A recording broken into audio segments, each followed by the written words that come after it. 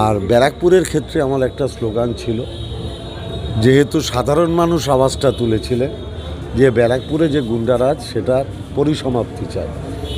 আপনি তো একদিনে মূল উৎপাটন করতে পারবেন না, প্রক্রিয়াটা শুরু হতে পারে। আমি প্রক্রিয়াটা শুরু করে দিয়েছি। রেজাল্ট আজকেই পাবেন না, কিন্তু আরও এক বছরের মধ্যে রেজাল্টটা পাবেন। আপনি ইতিমধ্যেই দেখেছেন যে আগে যারা সমাজবিরোধী কার্যকলাপ করত তাদের কোনো না কোনো রাজনৈতিক নেতা শেল্টার দিতেন। এই তৃণমূল কংগ্রেসে কেউ কোনো অন্যায় করলে সে যত বড় নেতাই হোক সে দলের শেল্টার পায় না। পুলিশ প্রশাসন যা ব্যবস্থা নেয় তাদের স্বাধীন মতো তারা ব্যবস্থা নেয় না। যদি দলের কেউ কোনো রকম কোনো ব্যক্তিগত অন্যায় করে থাকে সেটা তার ব্যক্তিগত অন্যায়, তার পাশে দল দাঁড়াবে না। দল কাউকে ব্যক্তিগত অন্যায় করতে বলেনি। মমতা ব্যানার্জি কিংবা অভিষেক ব্যানার্জি কাউকে ব্যক্তিগত অন্যায় করতে বলেনি। দলের প্রয়োজন হয় না। দলের সাথে দল মানুষের সাথে আছে।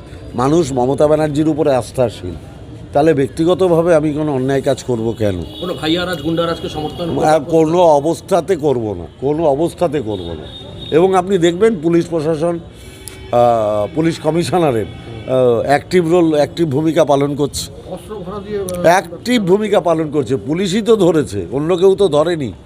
যে রাজনৈতিক দলের লোক হোক, যে মস্তানি করবে, গুন্ডামি করবে, তার জায়গা জেলে হবে।